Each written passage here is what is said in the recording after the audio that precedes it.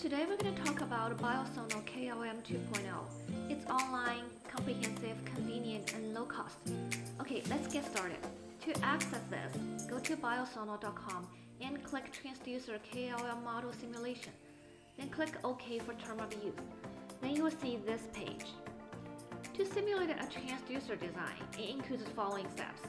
First, you can set the frequency parameters, which is the key. You will need to create an account and log in to be able to set frequency inputs. Click a frequency in megahertz. Set the center frequency, scan start and stop that you want. Then you can set the aperture geometry parameters. Click aperture geometry. Select your transducer shape and enter the related dimensions. Then you can set the acoustic load information. Since the transducer has limited dimensions, there should be acoustic media on both the front and the back side. Enter the acoustic impedance for the media. For water, use 1. For air, use a very small number such as 0.001. The target will reflect echo back to the transducer surface. Normally it is metal or glass. The acoustic impedance is around 10 to 30. Then you can set excitation wave information. The system provides two types of excitation to calculate pulse echo waveform, Gaussian and burst. For the Gaussian mode, it is determined by the bandwidth. Also, you need to enter delay points. If your driving circuit have different electrical transmit and receive impedance from the defaults, please enter as appropriate. You may view the excitation waveform on the left side graphic window. For the burst mode, enter the burst length and delay points. Similarly, if your driving circuit have different electrical transmit and receive impedance from the defaults, please enter as appropriate. Also, you can see the excitation waveform on the left side. Then you can set the cable parameters. The system provides 3 types of cable models: ideal, lossy attenuation, and lossy RGCL. If your cable is short and your frequency is low, such as lower than 10 MHz, you may treat your cable as ideal. You only need to give the length and characteristic impedance. If you want more accuracy, you may use the RGCL cable model. The output curves are displayed in the graphic window. These are the types we provided.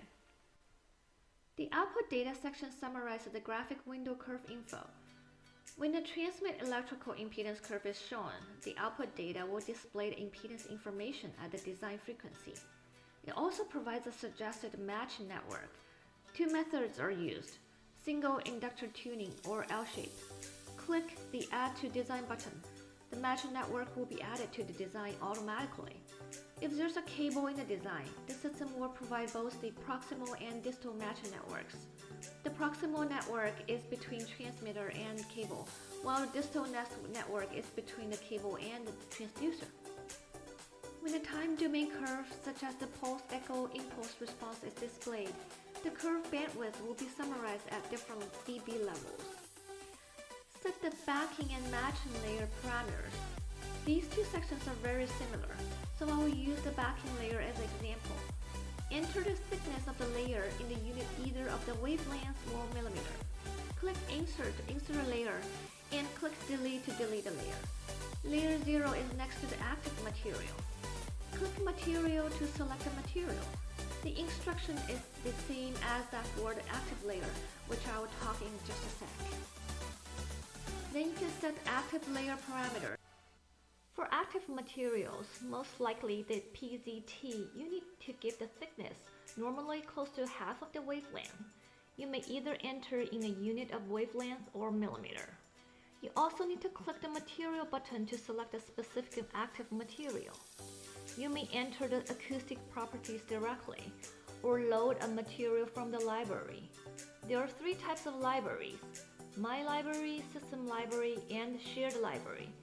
For each material with acoustic properties you have entered, you may save to My Library. If you check here, I will share the material with other users. It will also be added to the shared library. The materials from the system library are obtained from the manufacturer datasheet. Set the match network.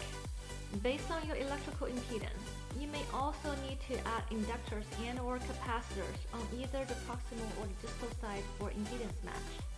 Click Insert to insert a component and click Delete to delete a component.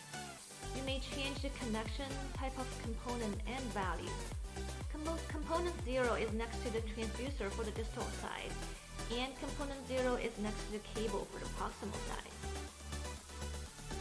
For design management, you may save your current design to the system and open it from another computer later. Click Input Report to view the entire design inputs in one page. If you have a design on your local drive, you can upload it to the system, or if you have a design in the system, you can download it. You can also delete a design as you want if you are not happy with it. For results comparison, you may click the related button to view the curve in a new window, save to a CSV file, or add to a comparison, which is a feature for you to compare designs generated from different settings. Last but not least, become a member and you can get so much for transducer design and simulations. I hope you've enjoyed this video and see you next time.